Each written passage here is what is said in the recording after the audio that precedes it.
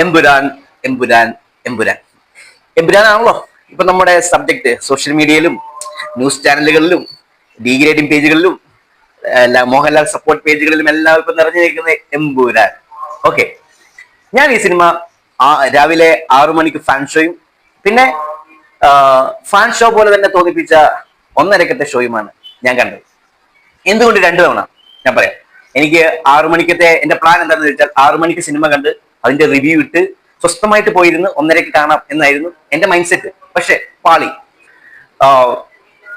6:30 show Surabhi കണ്ടത് അടിപൊളി. Dolby 7.1 സറൗണ്ടിൽ നിന്ന് നല്ല അടിപൊളി സുരഭി തിയേറ്റർ സമ്മതിച്ചിരിക്കുന്നു. ആകെ പറയാനത് ഒരു പോരായ്മയുള്ളത് അവര് പാർക്കിങ്ങിന് കാശ് വാങ്ങിച്ചു. വേറെ ഒരു തിയേറ്റർ ഞാൻ കണ്ടിട്ടില്ല. അതൊക്കെ നമ്മള് കെ സിനിമ സ്റ്റാറായി വിശാലമായ പാർക്കിംഗ്. ഓക്കെ, തിയേറ്ററിനെ പറ്റിയല്ലോ ഇപ്പൊ നമ്മൾ പറഞ്ഞു വരുന്നത്. ഇനി മുരളി ഗോപി, പൃഥ്വിരാജ് പോട്ടെ, മുരളി ഗോപി നമുക്ക് വിട്ടേക്കാം. പൃഥ്വിരാജ് ഈ സിനിമയുടെ കണ്ടന്റ് ഇങ്ങനെയാണെന്ന് അവർക്ക് അറിയാലോ.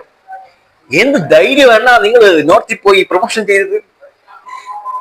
കാരണം നോർത്തിലെ സപ്പോർട്ടേഴ്സ് ആയ അവരുടെ പാർട്ടിക്കാരെയാണ് നിങ്ങൾ എക്സ്പോസ്ഡ് ആക്കിയിരിക്കുന്നത്. നിങ്ങൾ എന്ത് ധൈര്യത്തിലാണെന്ന അവിടെ പോയിട്ട് ഈ പ്രൊമോഷനൊക്കെ നടത്തിയത്? നോർത്തിൽ നിന്ന് നയ പൈസ കിട്ടില്ല, അത് ഞാൻ ഇപ്പോഴേ പറഞ്ഞിരിക്കുന്നു. നോർത്ത് നിങ്ങൾ വിട്ടുപിടി. കന്നഡ സോറി ആന്ധ്രാപ്രദേശ്, തമിഴ്നാട്, കേരള ഇവിടെ നിന്നേ നിങ്ങൾക്ക് പൈസ കിട്ടൂ. നോർത്തിൽ നിന്ന് പൈസ കിട്ടാൻ പോകുന്നില്ല. കാരണം അവർക്ക് വേണ്ടതല്ല ഈ സിനിമ. അവർക്ക് വേണ്ടത് ദേശഭക്തി. ഈ ഞാൻ നല്ല നല്ല സിനിമകളുണ്ട്, കുറെ സിനിമകളാണ് അവർക്ക് വേണ്ടത്. പക്ഷേ ഈ സിനിമ ഇറങ്ങിയപ്പോൾ എക്സ്പോസ്ഡ് ആയ ചില ആൾക്കാരുണ്ട്. അതായത് ഞാൻ നേരത്തെ പല വീഡിയോസിലും ഞാൻ പറഞ്ഞിട്ടുണ്ട്, എന്റെ പൂട്ടിപ്പോയ ചാനലിലടക്കം ഞാൻ പറഞ്ഞിട്ടുണ്ടായിരുന്നു നമ്മുടെ അശ്വൻ ഗോകിനെ പറ്റി. ബാക്കി ഓൾമോസ്റ്റ് എല്ലാ റിവ്യൂസേഴ്സും പോസിറ്റീവ് പറഞ്ഞ സമയത്ത് നമ്മുടെ അശ്വൻ തന്നെയാണ് നമ്മുടെ ആ ജാക്കറ്റ് ഒക്കെ ഇട്ട് വന്ന് താടിയൊക്കെ വൈറ്റിഷ് ചെയ്ത് അബ്രാം ഖുറേഷി ലുക്കി വന്നിട്ട് ഒന്ന് നൈസ് ആയിട്ട് മലയക്കോട്ടെ വാലിബൻ സ്റ്റൈലങ്ങ് പിടിക്കാൻ നോക്കി. പക്ഷെ അടുത്ത വരുന്നത് പുള്ളിക്കായിരിക്കും. അത് പുള്ളിയുടെ കാര്യം, പുള്ളിയുടെ പേഴ്സണൽ ചോയ്സ്. ഇത് എന്റെ പേഴ്സണൽ. ഓക്കെ, സോ സിനിമ എങ്ങനെയുണ്ട്? അന്യായ ക്വാളിറ്റി മേക്കിംഗ് ആണ്. Prithviraj, you know how to make ഒരു നല്ലൊരു ക്വാളിറ്റി സ്റ്റഫ് എടുക്കാൻ നിങ്ങൾക്ക് അറിയാം. അത് ലൂസിഫർ ഞാൻ കണ്ടാണ്. പക്ഷെ ഇത് അതിലും മേളിൽ ക്വാളിറ്റി വൈസ് മേക്കിംഗ് കൊണ്ട് എടുത്തു നിൽക്കുന്ന ആ ഇൻട്രോ സീൻ കണ്ടാൽ തന്നെ അറിയാം. അല്ലെങ്കിൽ ആ ഫസ്റ്റ് ഷോട്ട്, ആ ഡോർ അതിലൂടെ ഇറങ്ങി വരുന്ന, തോക്കും പിടിച്ച് ഇറങ്ങി വരുന്ന ആ പട്ടാളക്കാരിയെ കാണിച്ചോണ്ട് ഒരു വൺ ഷോട്ട് പരിപാടി അണ്ണൻ നടത്തിയില്ലേ? അതിൽ അണ്ണന്റെ എല്ലാ പരിപാടിയുണ്ട്, സമ്മതിച്ചെന്നിരിക്കുന്നു. പിന്നെ അത് കഴിഞ്ഞിട്ട് ലാലേട്ടന്റെ ഇൻട്രോ. എന്നാ മോനെ, ഇതിൽ കൂടുതൽ ഒരു ഇൻട്രോ ലാലേട്ടന് കിട്ടാനുണ്ടോ? അതിപ്പം ലാലേട്ടൻ പോട്ടെ, ഈ പൃഥ്വിരാജ് ഇപ്പം കാസ്റ്റ് ചെയ്തിരിക്കുന്ന ഇപ്പം മമ്മൂക്ക ആയാൽ പോലും ആ ഒരു സ്പോട്ടിലേക്ക് ആര് വന്നാലും, ഏത് നടൻ വന്നാലും അതിൽ കഴിഞ്ഞൊരു ഇൻട്രോ ഇനി ഇല്ല. ഇതുപോലെ ഹൈ ബഡ്ജറ്റ് മൂവിക്ക് അതിൽ കഴിഞ്ഞൊരു ഇൻട്രോ ഇനി ഇല്ല. അത് കഴിഞ്ഞ് ഇന്റർവൽ പഞ്ച് എനിക്ക് തോന്നുന്നു ആ സിറ്റുവേഷൻ ബേസിലാണ് അവർ ഒരു ഇന്റർവൽ പഞ്ച് എടുത്തിരിക്കുന്നത്. അല്ലാതെ സലാറ് പോലെ നായകനെ ഫോക്കസ് ചെയ്തിട്ടല്ല ഇന്റർവൽ എന്ന് എഴുതി കാണിച്ചിരിക്കുന്നത്.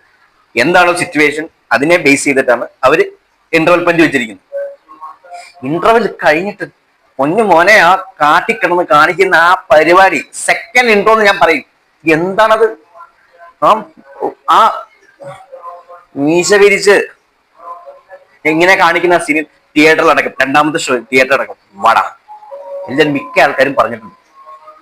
പിന്നെ ടോവിനോ, മഞ്ജു വാര്യറിന്റെ ഒക്കെ ചില നൈസും ഉണ്ട്.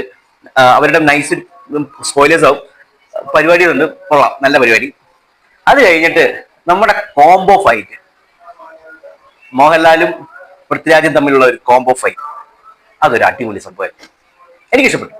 അത് പലർക്കും ഞാനിങ്ങനെ പല ആൾക്കാരോട് ചോദിച്ചപ്പോൾ പലർക്കും ഇഷ്ടപ്പെടാത്ത, ബീജിയം വർക്കാവാത്ത ഒരു സീനായിരുന്നു അത്. പക്ഷെ പേഴ്സണലി എനിക്ക് ഇഷ്ടപ്പെട്ട ഒരു സീനായിരുന്നു അത്. പിന്നെ നമ്മുടെ തേർഡിലേക്ക് ഉള്ള ഒരു ടൈലന്റ് സിനിമ കഴിഞ്ഞേ നിങ്ങൾക്ക് പിന്നെ എന്താണ് വേണ്ടത്? രാജപ്പനും അല്ല പല സോഷ്യൽ മീഡിയ പേജുകളും ഇപ്പൊ മോഹൻലാലിനെ വിട്ട്, വേറൊരു കാര്യം ഡീഗ്രേഡിന്റെ കാര്യം ഓർത്തപ്പോഴാണ് പറഞ്ഞത്. മോഹൻലാൽ ഫാൻസ് ആയ ആൾക്കാർ ഈ ഡീഗ്രേഡിങ്, മോഹൻലാലിന്റെ ഏത് സിനിമ ഇറങ്ങിയാലും നല്ലതായാലും പൊട്ടയായാലും അവര് ഡീഗ്രേഡ് ചെയ്യും. അത് മോഹൻലാലിന് മാത്രം അവകാശപ്പെട്ട ഒരു കുത്തകയാണ്. ഭീഷ്മപർവ്വതത്തിൽ മമ്മൂട്ടി പറഞ്ഞ പോലെ ജാവോ ലൂസിഫറിൽ ലാലേട്ടൻ പറഞ്ഞ പോലെ ഓ അത്ര ഉള്ളു ഇത്.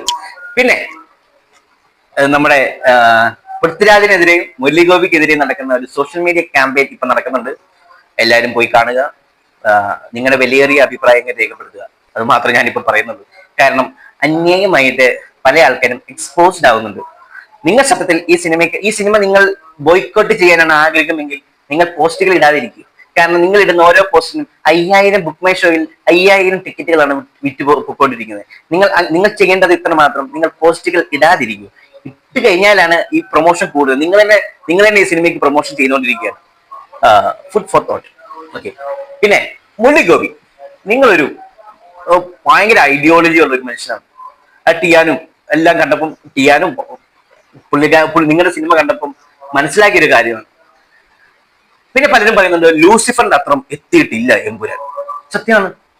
ലൂസിഫർ വേറൊരു ജോണർ സ്റ്റീഫൻ നെടുമ്പള്ളിയെ മാത്രമായിട്ട് കാണിക്കുമ്പോൾ എമ്പുരാൻ അബ്രാം ഖുറേഷിയാണ് കാണിക്കുന്നത്. അതുകൊണ്ടാണ് ഫോറസ്റ്റിലെ സീൻ വന്നപ്പം സ്റ്റീഫൻ വന്നപ്പം എല്ലാവർക്കും ഒരു എനർജി കിട്ടിയത്. അബ്രാം ഖുറേഷിയെ ഇതിനകത്ത് ജസ്റ്റ് ഒരു സ്മോൾ ഇൻട്രോ മാത്രമേ കാണിക്കുന്നുള്ളൂ. പൃഥ്വിരാജിന്റെ ക്യാരക്ടറിനെ കുറിച്ച് നല്ലപോലെ ടോപ്പ് ചെയ്ത് ബേസ് ചെയ്തിട്ടാണ് ഈ ഒരു നറേഷൻ. മുരളിഗോപിയുടെ ഒരു ഇന്റർവ്യൂവിൽ പുള്ളി പറഞ്ഞിട്ടുണ്ടായിരുന്നു, ഇതൊരു സാൻഡ്വിച്ച് ആണ്, ഈ ഒരു 3 പാർട്ട് സിനിമ. അതിൽ ലൂസിഫറിന് എമ്പുരാനിലേക്ക് വലിയൊരു ഹൈപ്പ് കൊടുക്കാൻ പറ്റി.